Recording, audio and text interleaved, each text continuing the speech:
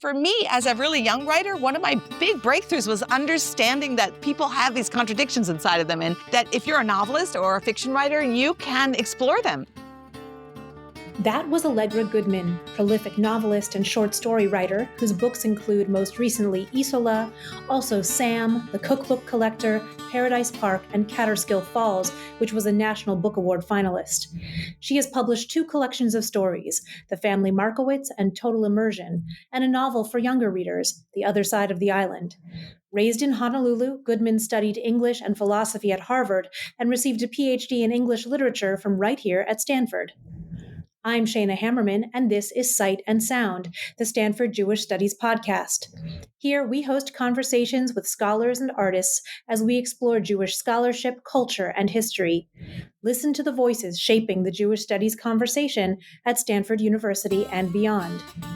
Goodman joins us in conversation with Molly Antopol, Assistant Professor of English and Creative Writing at Stanford and a member of the Toby Center for Jewish Studies affiliated faculty. Together, they explore Goodman's craft and process from her first publication as a teenager through today, and what it means for her to write about Jews. Goodman begins by sharing the prologue to her novel Isola. And now, the conversation. I'm going to read you the very brief prologue of my novel Isola, and you can see the cover, this dramatic cover of this cold-looking ocean and this solitary figure on this rocky island, and it sort of captures what it was like for this young woman who really was marooned on an island in 1542, and this was long before the Pilgrims sailed to Plymouth. She was on a ship that accompanied Jacques Cartier on his 3rd voyage to New France, as they called it.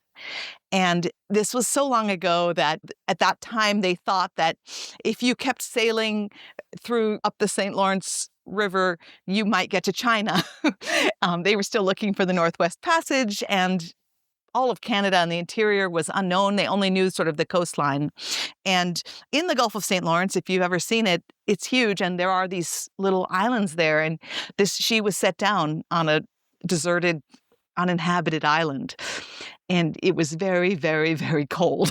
It's a subarctic place. I should say one of my themes that I'm interested in addition to being interested in Jewish themes and Jewish families, which I write about a lot, I'm also kind of obsessed with islands because I did grow up on a tropical island at Oahu. This is a very different kind of place where Marguerite ended up. And this is the prologue of the book. I still dream of birds. I watch them circle, dive into rough waves, and fly up to the sun. I call to them, but hear no answer. Alone, I stand on a stone island. I watch for ships and see 3 coming, tall ships close enough to hail. I load my musket and shoot into the air. I see pennants close enough to touch as I run barefoot to the shore. Rocks cut my feet, and I leave a trail of blood. Brambles tear my sleeves and score my arms as I shout, "Wait! Stop! Save me!" The ship's commander hears my voice and gun. Dressed in black, he stands on deck to see me beg. As I plead for help, he smiles. When I shoot, 10,000 birds rise screaming. Their wings beat against the wind. All the sailors hear and see, but their commander orders them to sail on. I reach, but cannot stop the ships. I wade after them into the sea. In vain I struggle as wet skirts drag me down. I cry out, but water fills my throat. I cannot fly. I cannot swim. I cannot escape my island. So that's the opening of this new book.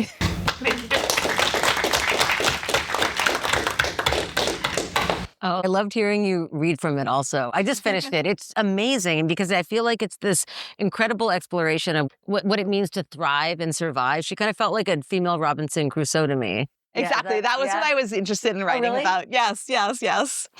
I stumbled upon her story in a book about Cartier. And it was like in aside in parentheses. It was sort of like, and on the third voyage on a ship commanded by Roberval, who is somebody who's pretty well known, was a historical figure, a nobleman. His young kinswoman was on the ship, and she annoyed him, and he marooned her on an island in the Gulf of St. Lawrence. And then I was like, wait, what? and then close parentheses, and then the author, a man, continued on to talk about Roberval's attempts to found a colony. It just went on, and I was like, wait, what happened to this person? And she was real. She was relatively famous in her own time. There were 2 short renditions of her ordeal during her lifetime, but each of them's only about a page and a half. So there's lots of space to imagine a novel. And this is your first big historical fiction novel. So what was it like, 1, to do that kind of research, and 2, to have a starting off point of an actual real person? Yeah, so both of those things were different for me. So when I first got the idea to write this, and when I was reading about her, it was 22 years ago. So I thought at the time, oh, what a great topic for a novel. I've always been fascinated by castaways, and I could do like a female Robinson Crusoe. Of course, I thought that. But then I thought, wait, I don't write historical novels. This is stressful. I have to figure out what she wore and what they ate and how the ship moved through the water, And so I put it aside, and I wrote a lot of other books. I wrote Intuition about cancer researchers in Cambridge, and I wrote The Cookbook Collector, which is half set on the East Coast and half set in the Bay Area, sort of during the dot-com boom and bust, and has a lot of techies in it. And I wrote The Chalk Artist, which is set in Cambridge. I wrote a lot of other things, but eventually, I began to come back to this idea, and I started doing a lot of reading. And I told myself, I'm just reading. I'm not actually going to write a historical novel. And then I remembered I actually do love research. So I read a lot. I thought a lot. I looked at a lot of artwork from the period. And eventually, I sort of overcame my inhibitions. And it was when I was writing my novel, Sam, which is my most recent novel, published only just 2 years ago in 2023. While I was writing that book, I became an empty nester. We have 4 children, and the last one finally went to college at that point, and I had more time. And I started thinking maybe I would come back to this idea. And I sort of gathered some of my reading up, and I was working on Sam in the mornings, and I had some time in the afternoon, which I never had when my kids were growing up. And I thought, oh, well, maybe I'll just try to write the first sentence of this novel. Only just the first sentence. I won't. And I didn't even call it a novel to myself. I had a notebook. I wasn't working on my computer. I was just writing by hand because that made it feel less real. And I called it Project M for Marguerite, which is the name of the protagonist. It was like my stealth project. And I just started writing the first line over and over again just to see if I could hear her telling the story, because I wanted it to be in the first person, like the way Robinson Crusoe tells his story. So I wrote the sentence over and over, like over a period of weeks, until around the 30th rendition of the sentence. I came up with this line that went something like this. I never knew my mother. She died the night that I was born, and so we passed each other in the dark. And then I thought, wait, I can hear her. That's her. Because it was sort of this slightly formal voice. Sam is about a contemporary 21st century girl, and it's all from her point of view, and it's very much sort of the way we talk. And her voice came to me, was like ever so slightly more formal, a noblewoman's voice. And I thought, after I wrote that sentence, I had a foothold. I could continue. And yeah, you heard the music of her voice. I heard the music of her voice. And voice is very important to me in all of my work. If I can hear the characters, I can write the story, usually. I always tell my students and young writers, listen really carefully to the way people talk, because you want to make sure that it's authentic dialogue, So there's a character in The Family Markowitz named Rose Markowitz, who's one of the main characters. And she's in the story, The Wedding of Henry Markowitz. She's older and she's kind of pixelated and she's impossible, but she has certain cadences in her voice and the way she tells the stories of her life. And I definitely took that from some of my older relatives. From listening to them. I didn't know that you were working on Isola and Sam at the same time, and yet they're so different, right? So it's first century book, girl living on the North Shore of Massachusetts, right. And then this book. But somehow they feel connected to me, right? Because it's resilience, and it's also the physicality. So if anyone who hasn't read Sam, Sam's also a boulderer, and so she's climbing these huge rocks. It's such a physical book, and this is obviously also just such a physical book. It's about endurance and strength. And yeah, exactly. And now looking back, I feel like writing Sam allowed me to write this book because It was a book about physical endurance and also spiritual resilience. And they're both books about young women, obviously separated by many centuries, but trying to find their place in the world despite a lot of challenges. And Sam has her own challenges, even though has, you would think, a lot more freedom than a noblewoman of the 16th century. She also, so there is kind of a through line. Oh my gosh, that's so interesting. So when you were working on Project M, did you get struck by the research rapture? Like, did you feel like, oh my gosh, this is the most interesting information that I'm learning. This is the most interesting thing that ever happened in the history of the world, and I need to all put it into the book, even if, like, did you have that? How did you balance that? I did not. I mean, I was fascinated and kind of obsessed with it. And I did not put it all into the book. I didn't feel tempted to put it all into the book because I knew that would be too boring. And also, I don't like historical novels that feel like a history lesson where all the history shows. So I think what helped me was that she was telling the story, not me. If it had been me as a third person omniscient narrator, I might have been tempted to give a lot of background and explain a lot of stuff.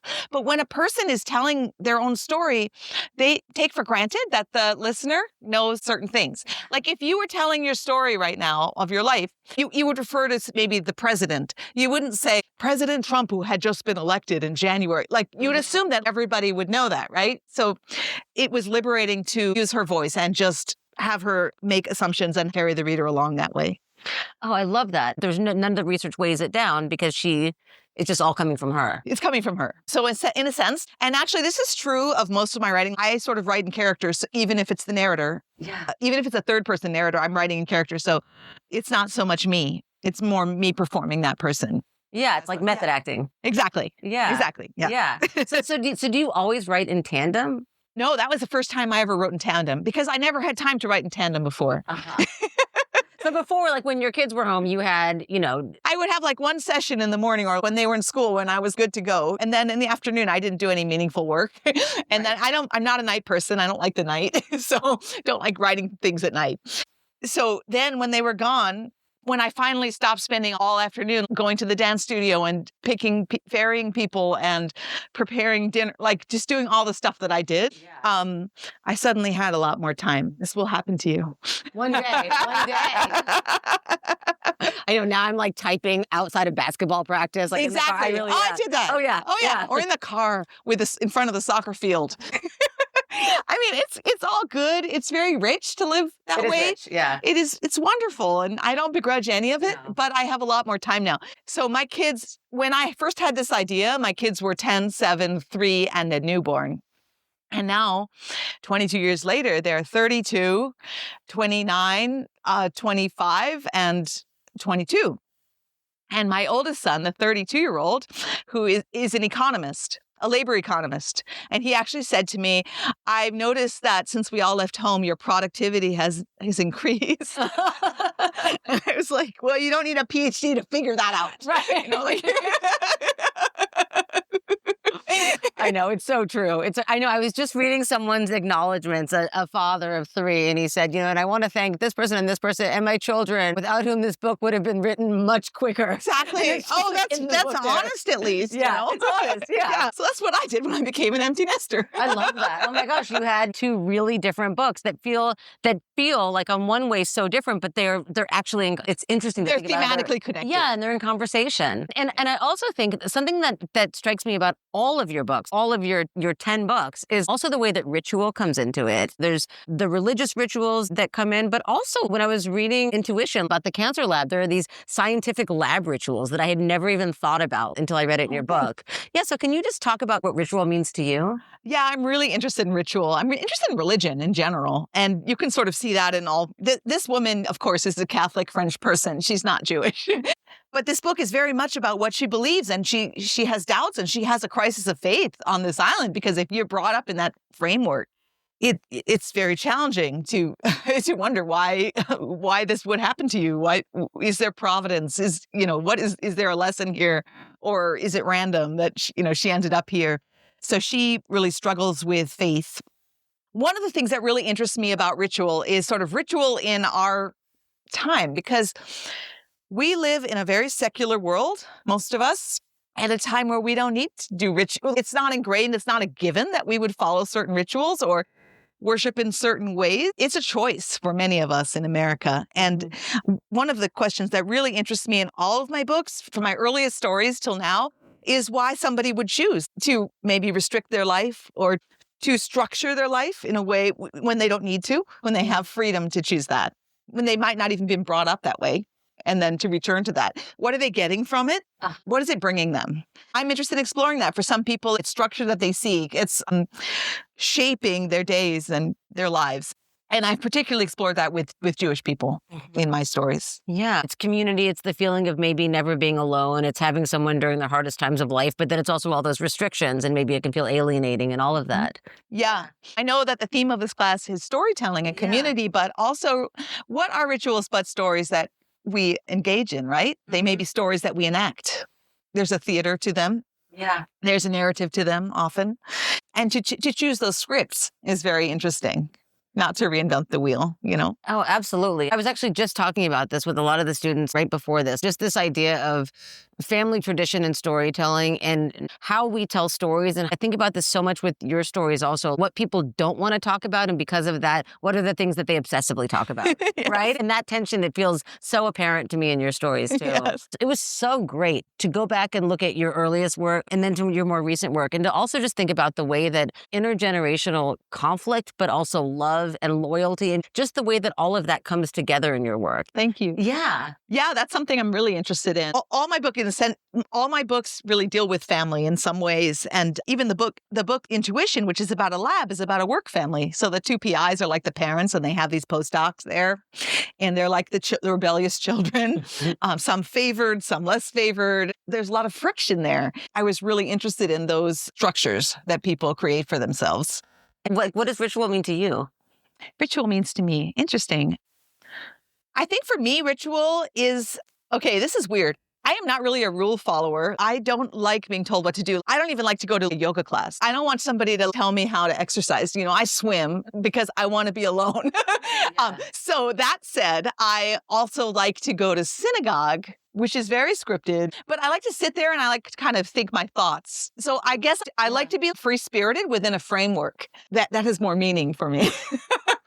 I guess ritual for me is the frame for which I can think and imagine. So funny. You know, I have the same thing. So my husband's more religious. He grew up more religious than I was, and he likes to go, and I get really bored. But I feel really guilty saying that. We have kids. It's a conflict. But I find when I go that what I love is the ritual of knowing that I have to be really quiet, and I'm able to think about my book in a really helpful way. Totally. Because you can't show that you're thinking about anything else. So there's something about sitting that quietly.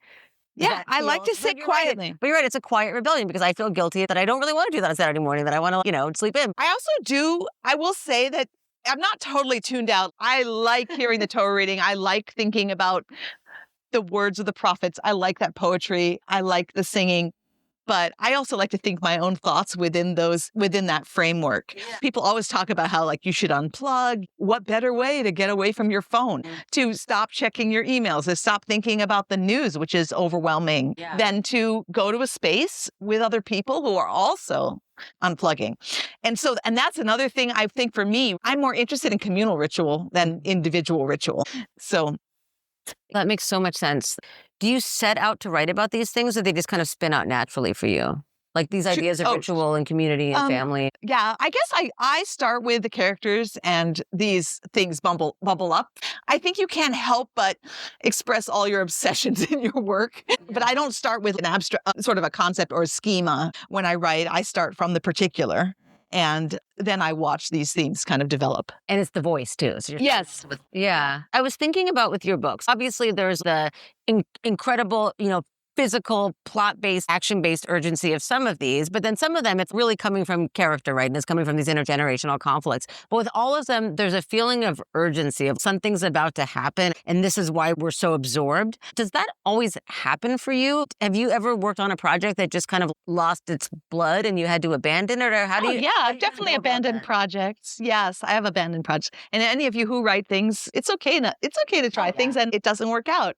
I've often found when I've abandoned something, it's sort of like Well, there are times when you have what you think is a good idea, but you can't figure out how to execute it well. And there are times when you have an idea that's maybe not such a good idea and you can execute it pretty well, but you can only take it so far because the idea really wasn't that great to begin with. Yeah. And I've had both situations. You've had both? Yeah. So sometimes you'll just hear a voice and you're like, oh, I want to follow this voice, but then the voice doesn't take you anywhere? Correct. But then often what will happen is that years later, I'll come back to that character or I'll come back to that voice because I think sometimes timing is important. Maybe it's not the time for you to explore that, or maybe you haven't figured it all out yet, but then those ideas will return to you and you'll figure out how to do it later because you're older. Yeah. I feel like if it just sits somewhere else for a while and then you look at Totally. it. And yeah. also for those of you who write, use time as your friend, put it away, wait till you're older. My first novel, Catterskill Falls, which is very much about Jewish families and intergenerational conflict and rituals and women and Judaism, has all of those things. I started writing that when I wrote the first draft when I was 21, before I came here. And it was completely messy. It didn't work at all. And I knew I had to put it aside because it didn't hold together. But I had all the characters there. I had the voice that I wanted. I had some of the best scenes there. I just couldn't. I was too young to deal with such an ambitious novel at that point in my life. I was 21. I was reading a lot of George Eliot. I wanted to kind of write a Middlemarch. It was like my Jewish Middlemarch, which was a good aspiration, but I was really young. So when I was at Stanford, actually, while I was writing the Family Markowitz stories, I guess this was another tandem thing. I decided to rewrite that whole book from scratch. And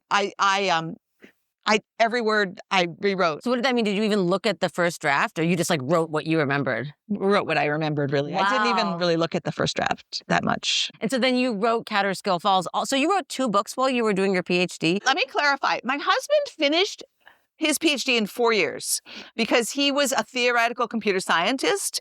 And I don't know how the computer science department works these days, but in those days, if you're a grad student, first of all, he did no teaching. Second of all, he had no course requirements. So in English, and those of you in the humanities will know this, you have to teach, you have 3 years of coursework before you can really start your dissertation. So he finished, he got this job at MIT, and we went back east, and I wasn't done yet.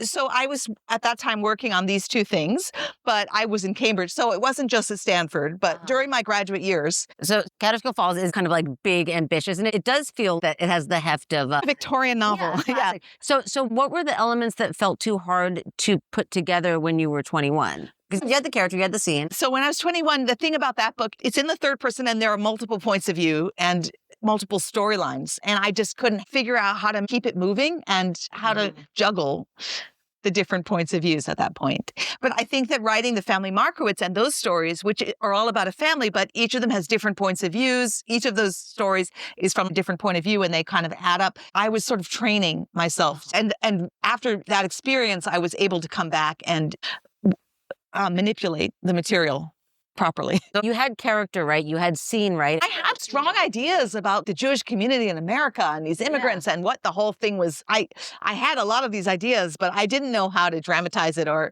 handle it. So I never got an MFA in creative writing, but I would say writing the Family Markowitz and Catterskill Falls was like my MFA. I went to school with those books. They taught me.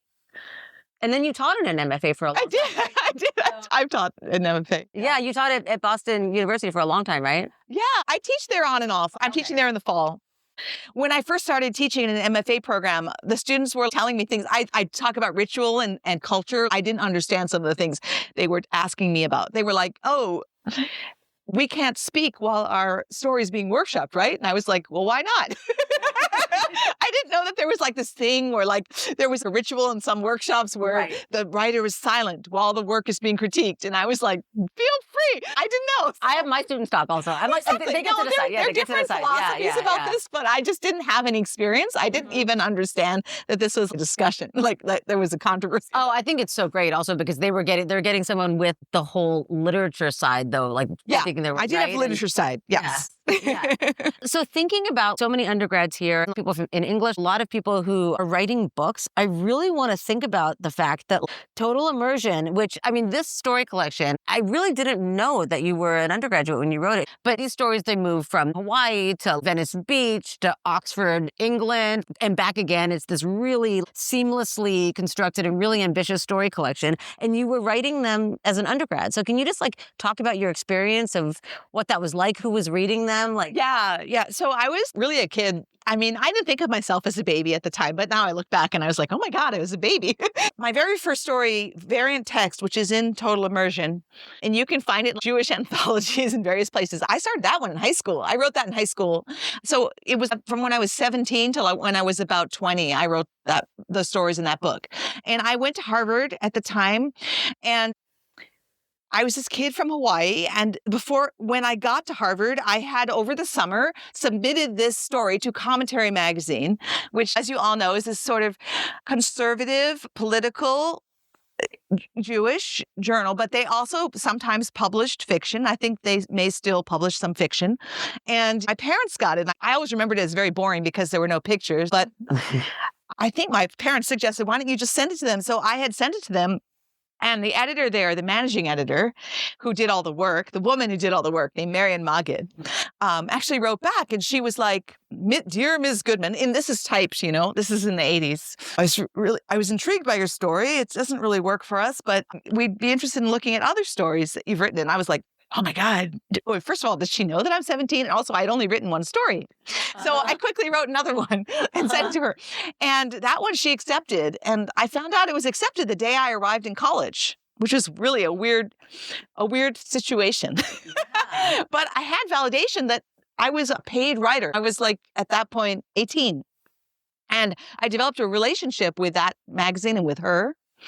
And throughout my college years, I was writing these sort of Jewish satirical stories. And in my junior year, when I was 19 or 20, I got a phone call from a woman who was starting out as an agent. And she said, do you have enough stories for a book? Because I think I could try to sell it. And I was like, oh, does it cost me money? I didn't even know what an agent was. And when she said it wouldn't cost me any money, she would just take some of the profit or whatever. And I was like, oh, okay, fine, go try. And she sold it. And so that was how the book, it's a long story, very short. I lived in Dunster House at Harvard, and there was a resident tutor at the time who was a Jewish, Marxist, anti-Zionist guy. But we got along really well. And this was the time when Out of Town News was in Harvard Square, and you could actually buy magazines there. And he actually told me that since he liked me, even Noel Ignatieff, put a paper bag over his head and went and bought a copy of Commentary to read my story. Although he was, of course, with every fiber of his being, he hated this magazine and everything it stood for. So it was funny. And you were also publishing in The New Yorker when you were in college, right? No, I didn't start publishing in The New Yorker until I was here at Stanford. My first year at Stanford, my first story was published in The New Yorker. And that was also bananas. This woman, my agent, had sent them stories from Total Immersion. And it was sort of like, oh, she's getting there. She's good. It sent them several. And then sort of my breakthrough with The New Yorker was when I was 23, here, my first year in grad school in English. Wow. So that was also very validating at the time. I was very excited. Yeah. Oh my God. So when you were in college, I know a lot of people here take workshops. Were you taking writing workshops at Harvard? Did you have readers, or were you just kind of writing and sending them out? I didn't take any creative writing workshops at Harvard. At the time, there was hardly any creative writing in English at Harvard. They didn't believe in it. Now it's a big part, as you know, because you've taught there. Now they have a lot of workshops, and they're very popular, and there are multiple opportunities for students to do creative writing there. But at the time, there was maybe one little seminar or something, and I was at the time doing a lot of 17th century poetry. I wrote my senior thesis on Paradise Lost. I was really going the literary route because I thought I wanted to be an English professor, you see, and a fiction writer, which is why I came here to get my PhD. So then you just instead became a writer and taught in an MFA program. Did you think about being an English professor? Oh yeah, I wanted to be an English professor. But it didn't. But I didn't. By the time I finished graduate school, I had published quite a bit. I think I'd published 2 books, and I was published in the New Yorker, and I had 2 children at that point. And I realized that I could write or I could teach. There was writing, teaching, and doing research, and I was interested in research and I was interested in writing. And I had these children, taking care of the children, and then teaching. And I had to give up one of those things. So I gave up the teaching at that point. I did end up teaching later when my kids were a bit older. Yeah. So but I feel like I've noticed that it's almost like you've been really consistently publishing in the New Yorker. And it was this exciting thing to realize that they were all kind of seemed to be about the same family, the Rubenstein family. And I remember reading in an interview in the New Yorker that you're now working on this collected Actually, that book is done. It's in copy editing. Oh, so you're the author of 11 books. I was wrong. I mean, my son, The Economist, my son is right. My productivity really increased. So that book is in copy editing. It's coming out in 2026. Oh my gosh. And if you want to sort of have a sense of a latter-day family Markowitz, this is the family, this Rubenstein, it's not called the family Rubenstein, but this Rubenstein family, the book is set 2016 to 2017. And it's this contemporary Jewish American family, and they live in like New Jersey and Brookline and places like that. And it's this family that's told from the point of view of different people and different generations, the grandparents, their grown children, and the grandchildren. And it looks at these characters in this family from different points of view. And the way I think of it, Rubenstein means ruby stone. And I think of it as holding up a ruby to the light and looking at these different facets. It's like looking at this family from all these different angles. So I had always wanted to kind of return to this form of writing these linked stories as I did in the family Markowitz. And so I'd been writing these stories all along. 5 of them were in the New Yorker, and there's 17 in the book. And narrated by how many relatives? Well, it's all in the third person, but they're from different points of view. So there are the 2 great aunts and the son who's getting a divorce, and then his ex-wife, and then their child. Was it like a joy to write about this? It was totally fun. It was totally fun.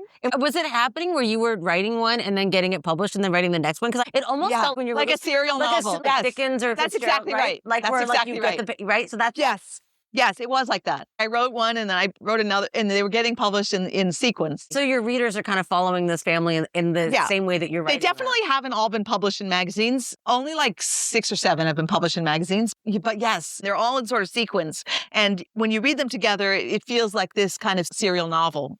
Oh my gosh. It's really fun. What's the title? Okay, this is really funny. I sent the document to my daughter, who's now working in London. She just graduated from college. She's 22. And she goes, I think it's hilarious that you titled the document, "This is not about us," to reassure the family. And I was like, that's the title of the book. That's a really good title. Thank you. Yeah. It's the title of one of the stories, which I used as the title of the book. Thank you. Yeah. So she was like, oh. Also, my sister read the whole thing to vet it. I think she was looking for certain. Did she find anything? No. I think she was good, but she was interested in reading. Oh, that's so funny to think about your kids, because I think my kids are still so little that it hasn't occurred to me what it will be like when they read my books. Oh my gosh. So is it more nerve-wracking than... No, it's not too bad, because 2 of my kids don't really read my stuff at all, which is fine. My oldest son reads everything. The Economist, he reads everything, but he's a very enthusiastic reader. And my daughter has told me, my daughter read Sam, which is dedicated to her. And the spirit of Sam is very much my daughter's spirit. Yeah. And she's informed me that she only reads the books that are dedicated to her. She's very funny. So I was like, I could send you a copy of my new book. And she goes, is it dedicated to me? It's like, I'm sorry, no. She's like, that's okay then. That's really funny. I've always objected to the term anxiety of influence, because I think the thing that idea forgets is influence as inspiration, or the joy and delight that young readers take from reading their idols. So for me, I wasn't anxious. Like, I wasn't like thinking, oh my God, I'm 21. I'm not ever going to be as good as George Eliot. My work is going to be derivative. No. I was inspired by her and fired up by her work. For me, George Eliot showed me what a novel could do, what it could be. And I wanted to, in my own way, enter into that. As a final question, Allegra, this is a question that Jewish Studies likes to ask all their visiting writers, which is if you can share a quote from the field of Jewish studies or a Jewish text or any other text you find meaningful or relevant to this contemporary moment. So I have a quote for you, and it's from Maimonides. And my dad is a philosopher who's a Maimonides scholar, and he's coming to this very center in May to talk about his new translation of the Guide to the Perplexed, which he translated with his colleague from Arabic. And he wrote a philosophical commentary on this great treasure of Jewish and world philosophy. But the quote that I have is about Pesach, really. In every generation, you should feel as though you personally left Egypt. And I always found those words particularly moving and profound. The way that Maimonides is capturing this idea that something that happened so long ago, this exodus that happened so long ago, should still be alive for you in the rituals. And that is the use of ritual to make something come alive for you in history that happened so long ago to other people, to your ancestors, through text, through narrative, through the telling of a story. And as a fiction writer, I think that that's something that we can give to the community, that we can make an experience come alive and that the reader or the listener can feel that they personally are experiencing it. They can enter into an experience of somebody who might be far away or long ago or very different from them. So those are the words that I find very meaningful. That's beautiful. Thank you. Thank you. Yeah, and thank you so much for this thank you for having me. conversation and Thank you for your questions. Today's episode was produced by me, Shayna Hammerman, along with Eva Clem and Adam Jacobson. Sound design by Romy Chikorian. Original music is by Jeremiah Lockwood. Cite and Sound is a production of the Toby Center for Jewish Studies at Stanford.